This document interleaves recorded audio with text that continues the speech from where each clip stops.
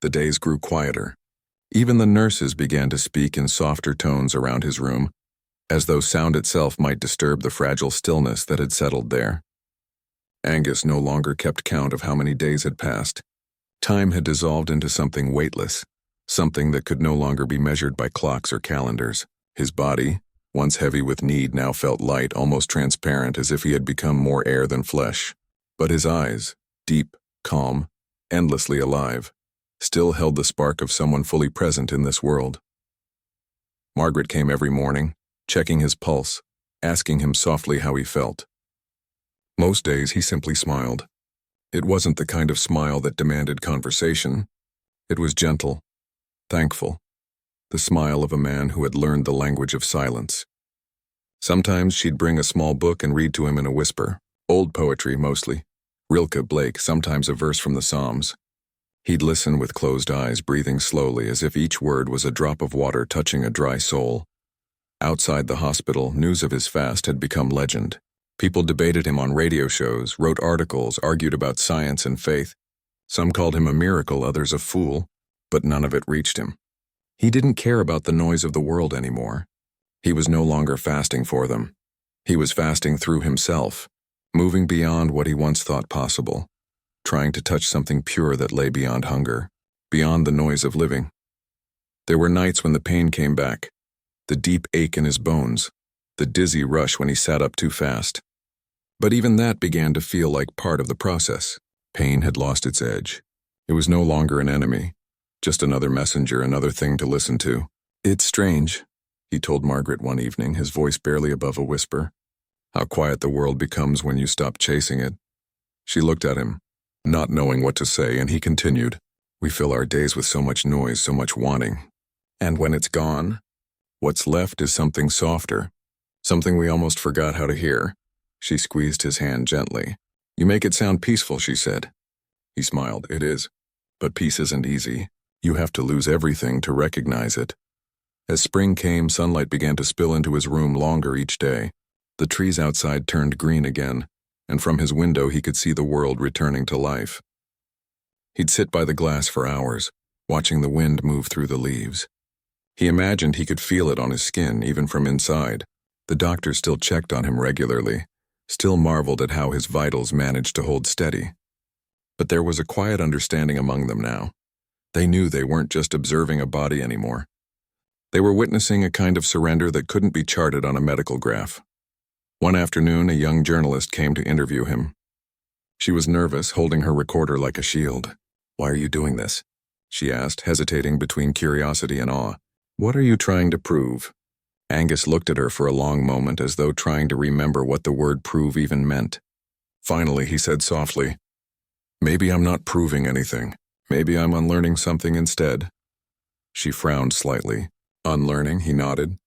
"We spend our lives believing we're separate from everything, from nature, from one another, from peace. We feed that separation every day, with food, with words, with things we don't need. I wanted to see what happens when you stop feeding it." He paused, his eyes distant. "Turns out what's left is everything." The journalist didn't know how to respond. She turned off her recorder, thanked him, and left quietly. But later, when she listened back to her notes, she realized the tape had captured something rare. Not just words, but the stillness between them. Weeks passed. The doctors began to urge him to consider ending the fast. "Your body has done enough," one said gently. "You've gone farther than anyone imagined. It's time to let it rest." But Angus only smiled and said, "It's already resting." That night he dreamed again of the field, wide, golden, endless. The fire still burned in the distance, and the shadow by it was no longer waiting, but waving him closer. This time he felt no fear. He began to walk, each step lighter than the one before. The air was full of warmth and a strange kind of music. Not notes, but something deeper, like the earth itself was humming. When he woke, he knew something inside him had shifted. He could feel it in the quiet of his breath, in the way the light fell across the room. Margaret found him that morning sitting by the window, his face turned toward the sun. "You look different today," she said. He laughed softly. "Maybe I am." She frowned, sensing the heaviness beneath his calm. "You're scaring me, Angus." He shook his head gently. "Don't be scared. You've been kind." You've helped me remember what kindness feels like. But I think my journey's almost done." She bit her lip, blinking fast. "You're not dying," she whispered. He looked at her with eyes full of something deeper than sadness. Gratitude. "No," he said. "I'm arriving." That evening, he asked for paper and wrote one final note. His handwriting had grown weak, the letters uneven, but his words were clear. "I didn't starve. I emptied. I didn't escape life, I met it. In the silence, I found what hunger really was, not for food, but for peace. And now that I've tasted it, I am full." He folded the paper and left it on the table beside his bed. Then he closed his eyes, his breathing slow and steady, as though slipping into a deep, unbroken sleep. Margaret sat with him long after her shift ended, holding his hand, whispering stories just to fill the air. By dawn, when the first light spilled across the room, the monitors beside him had gone still. But his face, peaceful, weightless, looked as if he were still listening to something only he could hear. The doctors came, silent and reverent. The news spread quickly. The man who had fasted longer than anyone in recorded history had passed away quietly in his sleep. Some called it a miracle, others a tragedy. But those who had known him, even for a short time, felt something else, an unspoken calm, a reminder of what it meant to truly be present. A week later, Margaret found herself walking near the coast, where the wind carried the smell of salt and the sea moved endlessly against the rocks. She thought of Angus's last words, of the note he'd left behind. She sat on a stone looking out at the horizon, and for the first time in years she felt the world go still. Somewhere deep inside, she understood. His journey hadn't been about hunger or endurance, but about coming home to silence, to the part of life most people spend their years running from. She closed her eyes, whispered a thank you to the wind, and for a fleeting moment felt what he must have felt. That soft, weightless peace that exists just beyond the noise of living. And in that stillness, the story found its ending, not in loss, not in fame, but in the quiet fullness of a man who had given everything to find nothing, and in doing so, found everything that mattered. The hospital smelled of antiseptic and quiet fear. Outside, winter pressed its cold palms against the windows, and inside, a man sat in a chair by the bed, eyes steady, hands folded.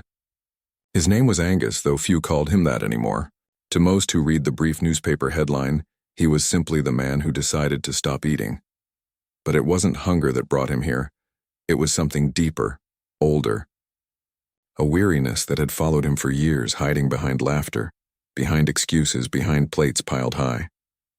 He had reached a point where his body felt like a burden he no longer recognized, and the doctors, curious but cautious, had agreed to watch over him.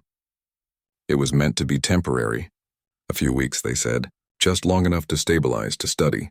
No one imagined it would last as long as it did. He spent the first days in silence, listening to the sounds of the ward, the hum of the fluorescent lights, the soft shuffle of nurses' shoes, the beeping of distant monitors. He wasn't a religious man, but there was something almost sacred about the stillness he found himself in. Each hour stretched longer than the one before, and in the middle of that vastness, he began to notice things he'd forgotten existed, the rhythm of his breath, the beating of his heart, the way sunlight moved across the walls through the window blinds. The doctors checked on him daily, taking notes, measuring vitals, studying his blood. They watched with scientific curiosity, but for Angus the experience was not an experiment, it was an awakening. The first few weeks felt like walking through fog. He would close his eyes and drift through memories. His childhood by the coast, the sound of waves crashing against stone, his mother's voice calling him home from the fields. These flashes came like whispers from another lifetime, reminding him that he had once known peace before life had grown so heavy. As days turned to weeks, his world grew smaller but sharper. He began writing in a small notebook the nurses had given him. Simple lines, fragments of thought, questions that had no answers. "What is hunger, really?" he wrote once. "Is it the body's voice or the soul's?" He didn't know. But as the days passed, he found that silence could answer questions words never could. The hospital staff began to know him by his calmness. There was something disarming about him, the way he never complained, never asked for sympathy. When new interns came to observe, they expected to meet a man desperate or broken. Instead, they found him alert, gentle, even kind.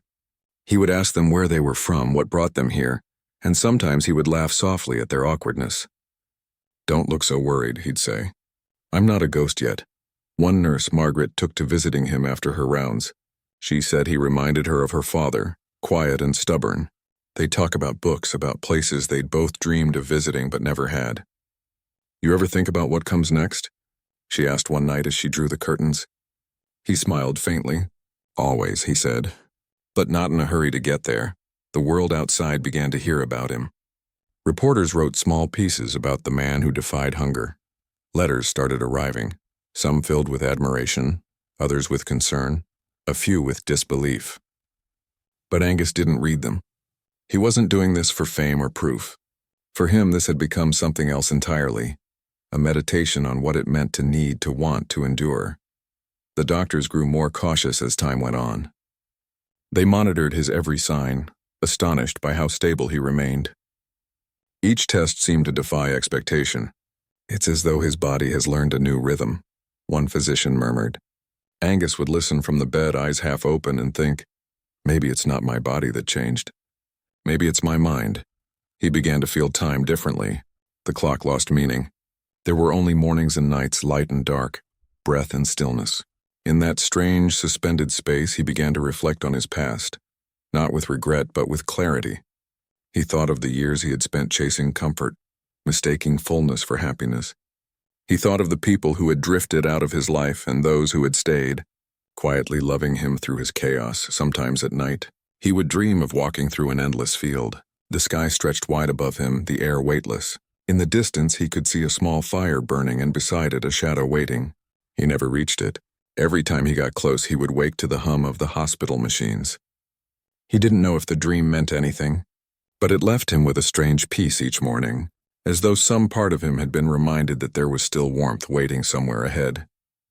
As months began to pass, the medical team's astonishment deepened. What had started as a study became a lesson in humility. "He's rewriting what we know," one doctor said quietly. But Angus didn't care about records.